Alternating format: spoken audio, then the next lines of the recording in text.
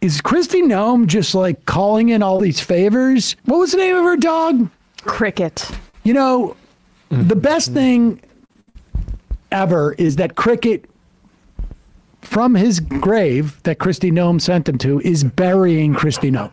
I agree. It's a poetic justice. And I will also say, I believe that Cricket is a girl. I only say that just because it's such a, like, I don't know, it's Republican white lady thing to have like a name like that for a female dog. But anyway, it's the preppiest name you could probably give to a dog. And somehow her being a girl makes it worse.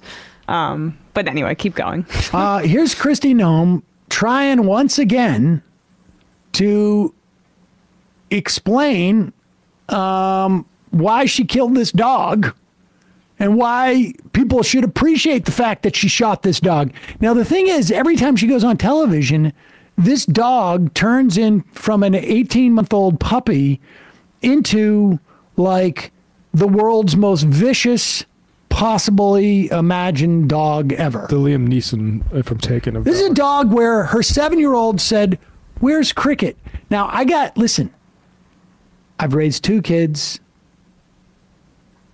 Thank God both of them are older than 7 now. Yeah. But a 7-year-old does not pay attention to things it doesn't like.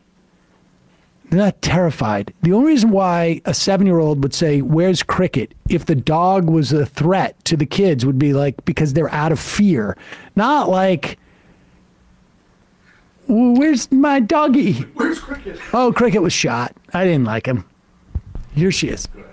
What happens if you are debating Kamala Harris and she says, "Well, wait a second, you shot your dog and you wrote a book about it, bragging about it. How can you be vice president?" You know, that story was a choice as a mom. The safety of my children versus a dangerous dog that was killing livestock and attacking people. So this book that I've written is full of stories of my past. I like how she says livestock. I mean, it was livestock. It was chickens. But it wasn't like this dog was taking down cows. Yeah. She's talking about it like it was the Hound of Hades. I mean, seriously. And when did her kids come into the picture? The dog ate 4 horses. I had to put it down. The kids were not in the vicinity, is my understanding from the first telling of the story. We know that her commitment to the truth based on this, and the Kim Jong-un thing isn't really. That's my point. Is that if she thought the dog was a threat to the kids, why would the kids even like wonder where the dog is? Right. Like a 7-year-old doesn't say like, "Where's Cricket?" if Cricket's been kept away from the kids. It's 18 months old. The dog would have been kept away from the kids if the dog was attacking the kids. Yeah, if it's such a dangerous dog, maybe don't let it out so it can go kill chickens. I don't know. Safety of my children versus a dangerous dog that was killing livestock and attacking people. So this book that I've written is full of stories of my past, hard decisions, and I told the truth. And I think that's very different than a lot of politicians that we have today. Do you regret telling that story? Do you feel like, oh, maybe I should have said it? Do you understand why people don't like that story? No, everybody's known that story for years. That's what most people don't realize, is that in South Dakota, they've used that story to attack me in my political campaigns for years. I wanted people to know the truth. This dog was vicious. It was dangerous. It was killing livestock for the joy of it and attacking people. For the joy of it. For the joy of it. Keeping my family safe. You know, I had little kids. That's what I think about Cricket. Such a joyful dog. I remember one time when Cricket took down a couple of horses and just smiled and whistled after. It was just joyous. It was a joyous. Look how. Not even for the meat. Killing the chickens for the joy of it. No, wow. Just, yeah, there you go. People to know the truth. This dog was vicious. It was dangerous. It was killing livestock for the joy of it and attacking people. And I had a choice between keeping my family safe. I had little kids at the time. A very public business of inviting people out to come out and enjoy our hunting lodge and our business. And I don't pass my responsibilities off to anybody else. So that story is in the book because I want people to know that I'm honest and that when I have difficult jobs, that I take responsibility myself. All right, so you're standing by the dog story. Well, I'll tell you what, it's the facts. Okay. That's the facts, and I understand that they're attacking me for it, just. Okay. You know, look, in Game of Thrones, Ned Stark would do all of the killing that had to be done. He would do it himself. This is a great reference. And my question is why didn't Kristi Noem, or Noem, whatever her name is? Noem. Noem. why she didn't kill the dog with a sword. Right. Looking the dog in the eyes as she did it, right? Yep. Out of respect for, well, because she doesn't respect life. Because that story in Game of Thrones is meant to make it seem like Ned is an honorable man, as he is. And she is trying to portray something different. She's trying to portray that she, she'll do what needs to be done even when a life is taken away. Listen to what Eric Bolling does now. I mean, she's on tour, and someone is out to get her. And I got news for you. It's not us. Because this is the kind of thing that we love around here. But someone leaked that her aides tried to tell her 2 years ago, just drop the dog story. It's not appealing to normal human beings. Right. I mean, this is the problem that the right wing has always had in this country, is that they speak to a limited number of people. They just sound crazy to normal human beings. Yeah. That's just the bottom line. You can play games with the Electoral College. You can gerrymander. You can rely on the Senate being built as a minoritarian rule. But the fact of the matter is that the normal Americans, the majority of Americans, hear a story of someone shooting a puppy, and they think, that's bad, and it's even worse to brag about it. But here's Eric Bolling trying to give her an out. I've also written a couple of books, and I know how the process works. You write some chapters. You don't write the whole book at once. You write a chapter or two. You send it to the editors, and they edit. They read it. They add. They subtract. And here's my question. The editor, was she possibly a plant, a liberal plant? Because I'm not sure either one of these stories, the dog story, the North Korea story, seems like the Kristi Noem I know. No, the buck always stops with me. I take my own full responsibility. I wrote this book, and I take the responsibility for what's in it. It's a great book, Eric. I hope everybody reads it and buys it. It's available tomorrow, no going back. It's a powerful book, and it tells a lot of things at the end of these chapters about really what people can do to get involved, that their voice matters, their vote matters, but also that it talks about money in politics and how that's an important part of politics, but it's being spent wrong, what they can do to push back on consultants who are in this game just to get rich, how their phone calls and their emails make a difference. This world is still run by people who show up, and that I will always fight for the people of South Dakota. I will always fight for the people that I'm elected to represent them and have the hard conversations that we need to protect our freedoms and our liberties.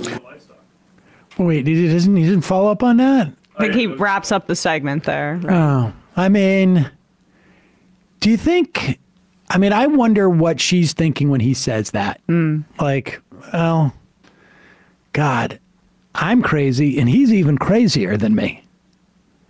He's actually thinking, like, and particularly in this late in the thing, like, I wonder if they get, like, can we just come up with see if we can start a rumor that maybe this was all a liberal plot to make her look bad? She also wants to sell books. Let's also be clear here, is like she has an incentive to at least portray that she's being somewhat honest in the book. I mean, the book sales are really just a way of enhancing her political career, and it seems to have not worked out that well. But that die is cast, so make some cash, huh? I guess so, but... Are people really going to buy the I killed a dog book, and also I lied about North Korea?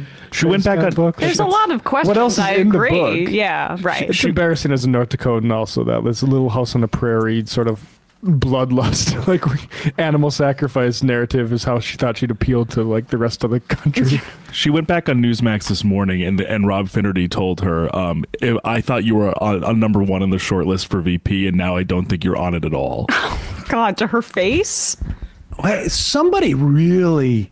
I want to hear this. This is every day we play these clips of Kristi Noem, and we're like, well, we just might as well play it today because it'll be the last time we ever hear from her. I think this is really the last time. I apologize for all this, but this is hilarious. I agree with you there. But going back to what you said a moment ago, maybe not lying to the American people. And I think this is important to talk about because the book's called No Going Back, The Truth on What's Wrong with Politics. And I think part of the problem with politics today is that politicians aren't honest with the American people. So if you asked me a month ago, who's at the top of the list to run with Donald Trump, I would have said your name. If you asked me that same question this morning, I don't even think you're on the list. Really? So my question for you, yes, really, and it's because of things that have come out in this book, like your claims that you met Kim Jong-un, and then over the last week, I've been to the DMZ, I've been to the area. What I've said is that... Did you stare down Kim Jong-un? Let me, Governor, one second. I will give you an opportunity to respond. I just want to get this out there. So here's the quote from the book. You say that, I remember when I met North Korean dictator Kim Jong-un, I'm sure he underestimated me, having no clue about my experience staring down little tyrants. Governor, that never happened. What I have said in the book is that when I became aware of the content that we had, it changed. And that's the way that it is. So I should not have put that anecdote in the book. I'm not going to talk about my meetings. Indicates that it happened, right? I'm not going to talk about my conversations with world leaders. I've been involved in policy for 30 years. For 30 years, I've been traveling the world, talking to world leaders. And that is a conversation that I'm not going to have in this book. So I've answered that in other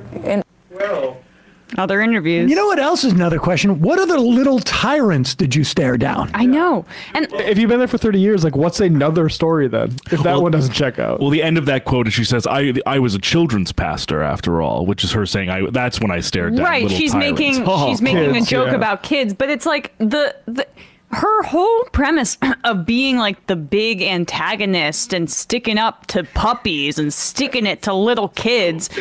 Who does this appeal to is my question. Like, I mean, it's almost just this odd way to make her seem like a tough lady when she's not going up against anybody tough. We're talking about puppies and children here. Snarkanorski says, my coworker's elderly right-wing parents from Deadwood used to love Noem, but she said they've totally turned on her now. I really do think this is the end of her career. Yes. She's going to be known as Michaela Vick. Who is going to... I think it's going to end up being J.D. Vance. I really do think. Oh, yeah. Yeah. Yeah. I mean, Tim Scott will continue to debase himself, but that's not happening. Of course. You know, it would be great, though, honestly, if Donald Trump surprised all of us and picked cricket. Oh, the ghost of cricket. Yep. It's the least I can do. At least he could do. I wonder who Finnerty is carrying water for, that Newsmax anchor. Like, who did they want? Is it Carrie Lake? What's clear is that the knives have been out for Noem. I mean, it's just totally clear. And which suggests to me that either one of two things. I mean, you know, this is, I would be surprised if this wasn't like J.D. Vance's people. Right. I mean, that's how this works. Hey, folks, don't forget to hit the subscribe button and check out our daily show. We do it every day at 12 p.m. Eastern for about 2.5 hours. We even take phone calls. You should check that out.